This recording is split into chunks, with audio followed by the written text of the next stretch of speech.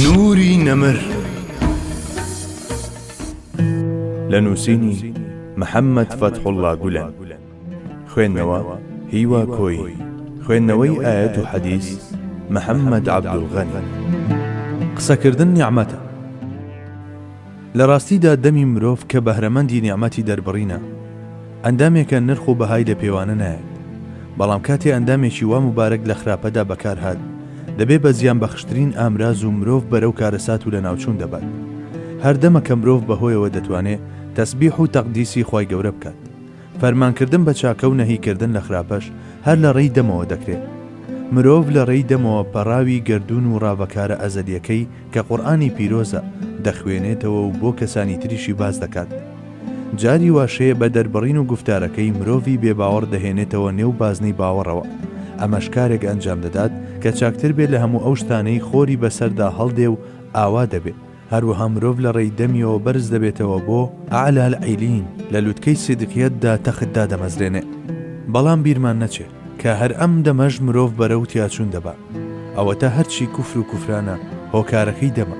ئەوانەی پڕ بەدەم جنێ و بەخوا و پێغەمبەرە پێیا بەرزەکەی عەلەیهی سەڵاتی وەسەلام دەدەن، هەر لە ڕێی دەمەوە ئەم تاوانە قێزەوەنە ئەنجام دەدەن. هەرچی درۆ و غەیبەت و بوختانی شەیە هەر بەدەم دەکرێت. لەمەوە بیگرێت تا ئەوەی مرۆڤ لە ڕێی دەمەوە دەکەوێتە نێوچاڵی درۆی موسەیلەمەوە. ئەوە تا پێغەمبەری خوا صلی الله علیه وسلم تەنها یەک وشە دەفەرمێ و سەرنج بۆ لای یەک ئەندام ڕادەکێشێ. ئیدی ئەو تاکە وشەیە بە سەدان حەقیقەت کە تا ئێستا باس نەکراون و ئەو چەند لایەنەش کە لەسەرەوە باسییان ڕابرد هەر هەمووی لە خۆیدا کۆ دەکاتەوە. پێمان دەفەرموێ دەم لە ڕێگەی بازنەی ڕێگە پێدراوی خۆیدا بەکاربێنن تا منیش بەڵێنی بەهەشتان بدەمێ. ئەمە بەو مانایانەیە کە دەمتان دابخەن و بۆ خۆتان لە گۆشەیەکدا دابنیشن، بەڵکو مەبەستی ئەوەیە کە لە بازنەی ڕێگە پێدراودا بەکاری بێنن.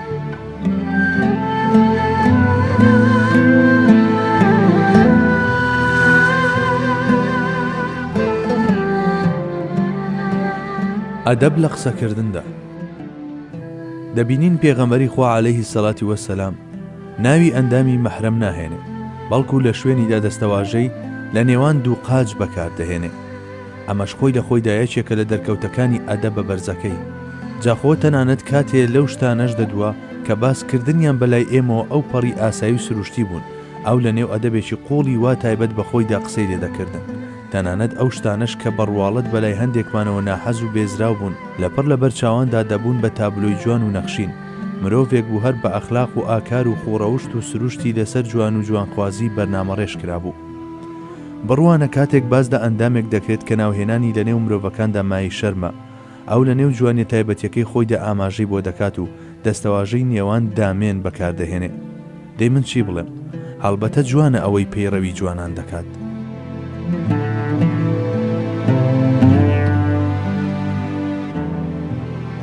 نێوان دامێن. نێوان دامێن زۆر گرنگە.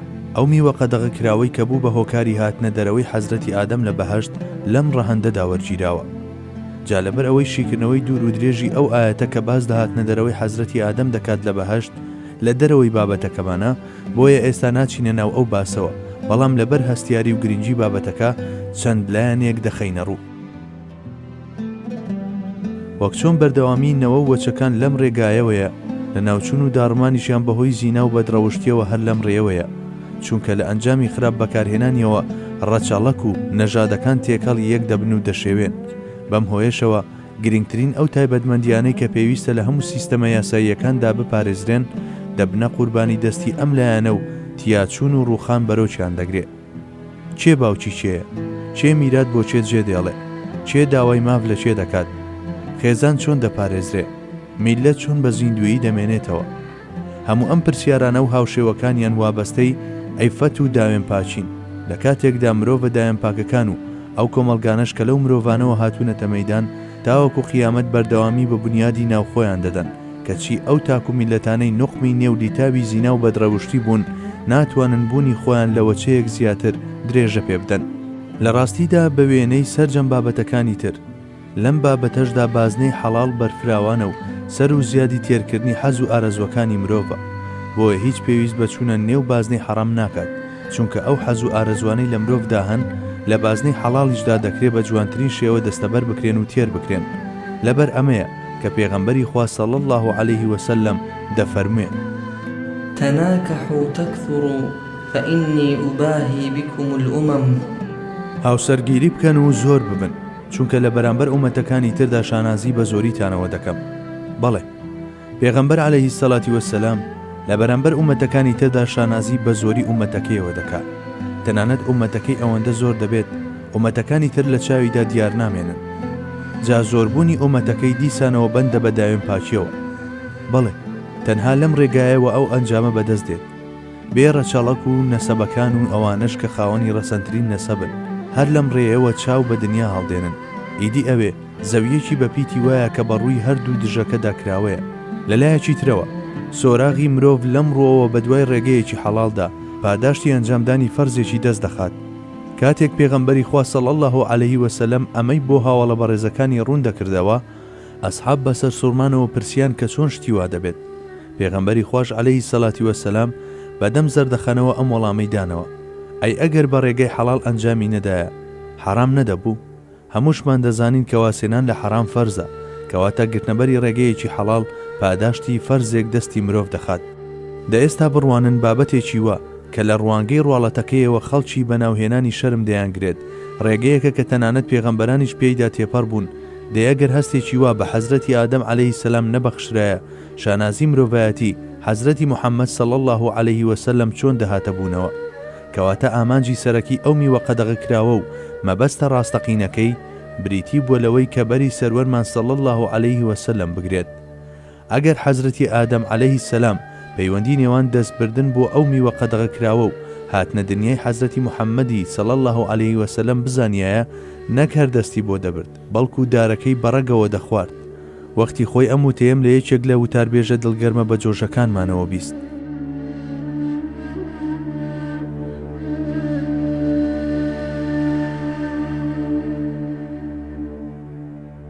ویلایەتی ستونی. بە تایبەت لێرەدا دەمەوێت سەرنجتان بۆ لای بابەتێکی زۆر گرنگ ڕابچێشم. پێغەمبەری خوا صلی الله عليه وسلم بەڵێنی بەهەش دەدات بەو کەسانەی کەوا بەڵێنی پاراستنی نێوان هەردوو شەویلگە و نێوان قاچەکانی دەدات. ئەو بەژن و باڵانایەبانەی مژدەی بەهەشتیان پێدراوە دیارن، کەواتە بەدەر لەوانیش کەسانێکی تر هەن کە لەبەر حورمەتی ئەو پایەی پێی گەیشتون و ئەو نزیکەی دەستیان خستووە بەهرەمەندێکی لەم جۆرەیان بەدەستێناوە. بەدەستێنانی ئەم بەهرەمەندیەش دەگەڕێتەوە بۆ زەحمەتی پاراستنی دەم و داوێن. ڕێژی تێدەچێوا بێ، چونکە لەو ساتانەدا کە شەهوەت زۆر بۆ مرۆڤ دێنێ و سەر تاپای جەستەی دەتەنێ و ڕۆحی دەهەژێنێ، تەنانەت لەو کاتەدا کە ئیرادە سست و خاو دەبێتەوە و بەڕووی هەموو جۆرەکانی خراپەدا دەکرێتەوە، خۆگرتنەوەی مرۆڤ و زاڵبوونی بەسەر نەفسیدا لە بەرخاتری خوای گەورە کارێکی هێندە گرنگە، لەوانەیە هەر بەستونی بیگەێنێتە لووتکەی کەماڵات. بە دڵنیاییشەوە ئەو کەسەی لەم کارەدا سەرکەوتوو دەبێ دەچێتە ژێر کەفالەتی پێغەمبەری خوا و بەرەو بەهەش دەفڕێت. بەڵێ، جەخت دەکەمەوە و دەڵێم ئەوەی بتوانێت کەف و کوڵ و هەڵسوونەکانی نەفسی لەغاو بکات لە دەمی ئامادەی نەفس بۆ هەموو جۆرە خراپەکاریەک بتوانە بیخاتە ژێڕکێفی خۆی و بیگرێتەوە لا چوونە نێو تاوان و بەردەوام بە ئارامیەوە لە ڕوویاندا بۆستێتەوە و بە بێ وچانکار لەسەر ئەم خەڵە لاوازانە و هاوشێوەکانی بکات، ئەم کەسە دەتوانێت لە ساتێکدا ئەو فەیزانە بەدەستبێنێک کە کەسانی دی بە چەندین ساڵ سەیر و سلوک و مجاهدەی نەفس اینجا دەتوانن بەدەستی بێنن. هەروەها پاداشتێکی دەست دەکەوێت کە زۆر لە پاداشتی ئەو کەسانە زیاتر بێ کە هەموو شەوێک 1000 ڕکعات نوێژ دەکات. هەموو ئەمانەش لە ماوەی تەنها ساتێکدا. بەڵێ، لە ماوەی تەنها ساتێکدا دەستی دەخات و بە شێوەیەکی ستونی دەیگەێنێتە مەقامی ویلایەت. تکا دەکەم کە زواگومان نەبا کە بەمانە لە قەدر و بەهای نوێژ و ڕۆژووی نافیلە کەم دەکەمەوە، بەڵکو هەریەک لەوانە بۆ خۆی هۆکارێکی گرنگی نزیک بوونەوەی بەندەن لە کردگاری بەدیهێنەری تا دنیاش دنیا بێ هەروە دەمێنێتەوە. بەڵام لێرەدا تەنها ویسمان یەکێکی تر لەو هۆکارانە بێنینەوە یاد کە مرۆڤ بەرەو کەماڵەتی مرۆڤایەتی بەرز دەکەنەوە. دەیبا لە خوای گەورە بپاڕینەوە کە لە ڕووی بەشەریەتەوە هێزی 5-6 مرۆڤمان پێ ببەخشێت و پەرچەک و سازمان بکات بەو بنەمایانەی کە مرۆڤ بەرەو ئەو جێ کەماڵات و مرۆڤایەتی بەرز دەکەنەوە و بشمان پارێزێت لە هەموو جۆرە خراپ بەکارهێنانێکیان. لە ڕاستیدا زۆر گرنگە کە مرۆڤ بە سروشتێکی لەبار بۆ خراپە و لە زەمینەیەکی پڕمەترسیدار خۆی بپارێزێت و بەردەوام بێت لە ڕێکردن. بەڵێ، هەروەک ناوەڕۆشی بحەسەبی المەغرەمی المەغنەم و ئاماژەی بۆ دەکات پاداشت و دەستکەوت هێندەی ماندووبوونە، بەرزی و بڵندیش بە ئەندازەی بەزاندنی مەترسیەکانە. ئەو زەمینەیەی کاری تێدا دەکەین چەندێک مەترسیدار بێت و ئەو بەرپرسیارەتەی دەیگرینە ئەستۆ چەندە لە ڕۆخی کەندەڵاندا بێت ئەوەندە پاداشت و خەڵاتەکەی گەورەتر دەبێت. با ڕۆشنایی زیاتر بخەینە سەر بابەتەکە. ئەوە تا خوای گەورە هەندێ مادەی زیانبەخشی خستوەتە نێو ماهیەتتان، لەوانە تووڕەیی، قین، نەفرەت، شەهوەت. بەڵام هیچ کەم لەمانە هیچ کاتێ نەیانتوانی کاری خۆیان لە ئێوەدا ڕایی بکەن و بتان خاتە ژێڕکێفی خۆیانەوە، بەڵکو بە پێچەوانەوە بەو ئیرادە سەرسوڕهێنەرەی خۆتان جڵەوی ئەمانەتان گرتووە و خستوتانە ژێر کۆنتڕۆڵی خۆتانەوە. وەک مرۆڤ بە ئیرادە و ڕۆحانی ژیاون، فەرز و سونەتەکانیشتان بەجێهێناوە، پلەی ژیانی ڕۆح و دڵتان گرتووەتە بەر و جیرۆدەی زرق و برقی جوانی سەرنجڕاکێشەکانی ڕێگای دۆزەخ نەبوون. بگرەشانتان داوەتە بەر زەحمەتیەکانی سەرڕێی بەهەشت و بەم جۆرەش هەوڵی پاراستنی خواویستی و ڕەبانیەتی خۆتان داوە. لە ئەنجامی ئەمانەدا هەر ئەوەندەی زانیت بوویتە هاونشینی پێغەمبەران و ڕازگویان و شەهیدان. پێم وایە هەر ئەم ڕازەشە لە پشت ئەو ئاوردانەوە پرسۆز و میهرەی حەزرەتی محەممەد المستەفا صلی الله عليه وسلمەوە بەڕووی ئەم کۆمەڵەدا کە نوێنەری ژیانەوەی دووەمن لە ئاخیر زەماندا و لە نێوەندی 1001 فیتنەدا هەوڵی بەرزکردنەوەی بەیداخی دینی مبینی ئیسلام دەدەن. لە کاتێکدا شەقام و بازارەکان هەروەکو دۆڵەکانی دۆزەخ مرۆڤەکان پەلچێشی نێو خۆیان دەکەن و دەیان توێننەوە، ئەم مرۆڤانەی کە بوونی خۆیان دەپارێزن و دام بە خۆدا دەگرن و پێداگری دەکەن، ئەوانن کە لە مەعیەتی هاوڵە بەڕێزەکاندا هەژمار دەکرێن. ئەوان هاوڵی پێغەمبەری خوان و ئەمانیش براکانی. ئەوە تا ئەو سەردارە صلی الله عليه وسلم هەر لە سەردەمی خۆیدا تاسەمەندی خۆی بۆ ئەم مرۆڤانە دەرخستووە کە چەندین سەدەی دوای خۆی دێن و وەک بڵێ فەرمیەتی سەلام لە براکانم. بەڵێ هەر دەڵی پێغەمبەری خوا صلی الله عليه وسلم لەگەڵ هەموو سەدەکان بە تایبەتیش ئەم سەدەی خۆمان دەدوێت و دەفەرموێ چێ بەڵێنی پاراستنی دەم و دامێنیم بداتێ من دەبم بە کەفیری بەهەشتی. ئەو تەیە ڕووی لە کەسانێکە کە تا بڵێ ئارەزومەند و مشتاقی بەهەشتن، تا بشڵێ عاشقی دیداری خوای گەورە و پێغەمبەرەکەین. ئیدی ئەمانە لە ژێر ڕۆشنایی ئەم فەرمایشتە مژدە ئامێزەی پێغەمبەری خوادا عەلەیهی سەڵاتی وەسەلام هەنگاو دەنێن و بە پشتیوانی خوای گەورەش سەرکەوتوو دەبن. جاوەک لە بەرچاودایە پێغەمبەری خوا عەلەیهی سەڵاتی وەسەلام بە پوختترین دەربڕین ڕۆشنایی دەخاتە سەر ئەو ڕێگەیانەی بەرەو بەهەشت دەڕۆن. بەم دەربڕینە کورت و پوختەیەش تابلۆی نمونەییترین تاک و کۆمەڵ دەکێشێ. ئێستا دەپرسین داخۆجێکردنەوەی حەقیقەتێکی هێندە دوور و درێژ لە دەستەواژەیەکی هێندە کورددا جگەلەوەی کە بدرێتە پاڵ فەتانەتی عەظەم بە چ شتێکی تر لێک دەدرێتەوە؟ بەڵێ سوڵتانی گفتار هەر خۆیەتی و جەوامع الکەلیمیش هەر بە گفتارەکانی ئەو دەوترێ. نوری نەمر.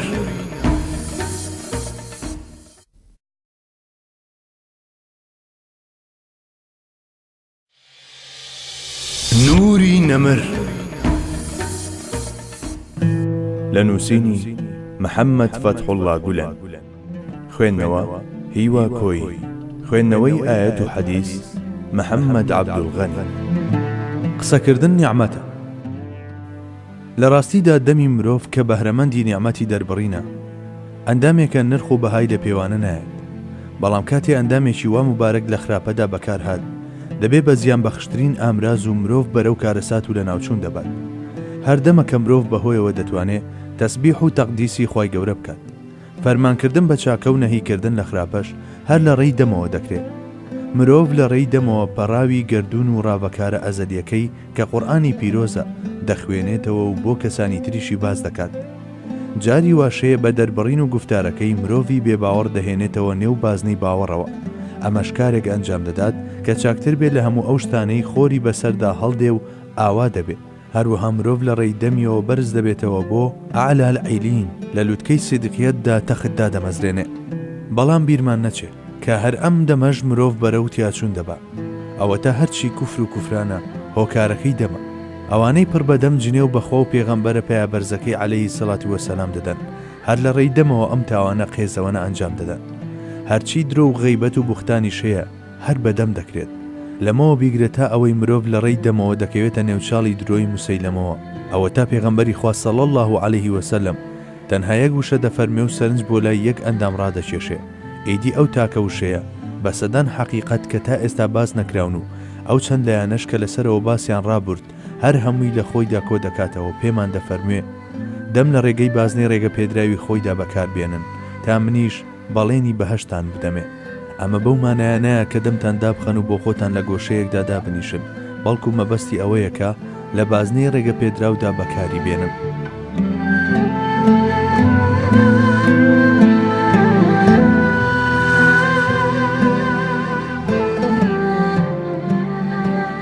ئەدەب لە قسەکردندا.